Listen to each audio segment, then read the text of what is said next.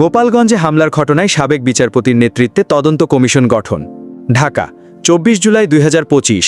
গত ১৬ জুলাই ২০২৫ তারিখে গোপালগঞ্জ জেলা সদরে জাতীয় নাগরিক পার্টি এনসিপি এর পূর্বনির্ধারিত জনসভাকে কেন্দ্র করে সংঘটিত সহিংসতা, আইনশৃঙ্খলা পরিস্থিতির অবনতি, জেলা কারাগারসহ বিভিন্ন সরকারি স্থাপনায় হামলা ও নাগরিক নিরাপত্তা ব্যাহত হবার বিষয়সহ আনুষঙ্গিক অন্যান্য ঘটনা উদ্ঘাটনের নিমিত্ত একজন সাবেক বিচারপতির নেতৃত্বে ৬ সদস্যের তদন্ত কমিশন গঠন করা হয়েছে।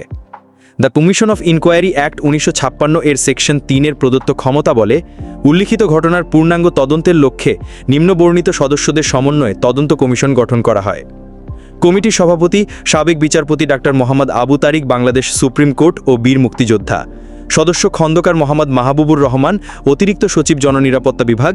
মোহাম্মদ সাইফুল ইসলাম, অতিরিক্ত সচিব, সিনিয়র জেলা ও দায়রা জজ, আইন ও বিচার বিভাগ। Brigadier general Shahidur Rahman Osmani, commander ২১ পদাতিক ব্রিগেড।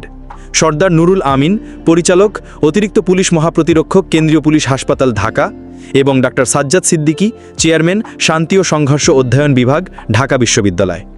উক্ত ঘটনার পর গঠিত তদন্ত কমিটির সুপারিশের আলোকে এই তদন্ত কমিশন গঠিত হয়। তদন্ত কমিশনের কার্যপরিধি: ক. উদ্ভূত ঘটনার অন্তর্নিহিত কারণ উদ্ঘাটন করা। খ. জাতীয় নাগরিক পার্টি এনসিপি এর জনসভায় আক্রমণের জন্য দায়ী ব্যক্তি বা সংগঠনকে চিহ্নিতকরণ। গ. উল্লিখিত ঘটনার জন্য দায়ী ব্যক্তি বা সংগঠনের বিরুদ্ধে আইনানুগ ব্যবস্থা গ্রহণের জন্য সুপারিশ প্রদান। ঘ. উক্ত ঘটনাকালীন জেলা কারাগারসহ বিভিন্ন সরকারি স্থাপনায় হামলা ও নাগরিক নিরাপত্তা ব্যাহত হবার বিষয়সহ আনুষঙ্গিক অন্যান্য ঘটনা বিশ্লেষণপূর্বক মতামত প্রদান। ঙ. ভবিষ্যতে এ ধরনের অনাকাঙ্ক্ষিত ঘটনা প্রতিরোধে করণীয় বিষয় সুপারিশ প্রদান।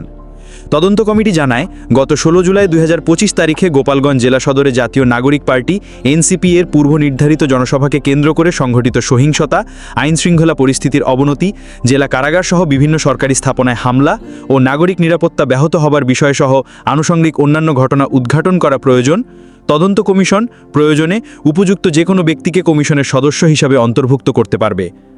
স্বরাষ্ট্র মন্ত্রণালয়ের জননিরাপত্তা বিভাগ তদন্ত কমিশনকে সচিবিক সাহায্য সহ সকল প্রকার সাহায্য প্রদান করবে এবং কমিশনের প্রয়োজনীয় ব্যয় নির্বাহ করবে এবং কমিশনকে সহায়তার উদ্দেশ্যে প্রজাতন্ত্রের কর্মে নিয়োজিত যে কোনো ব্যক্তিকে দায়িত্ব প্রদান করতে পারবে।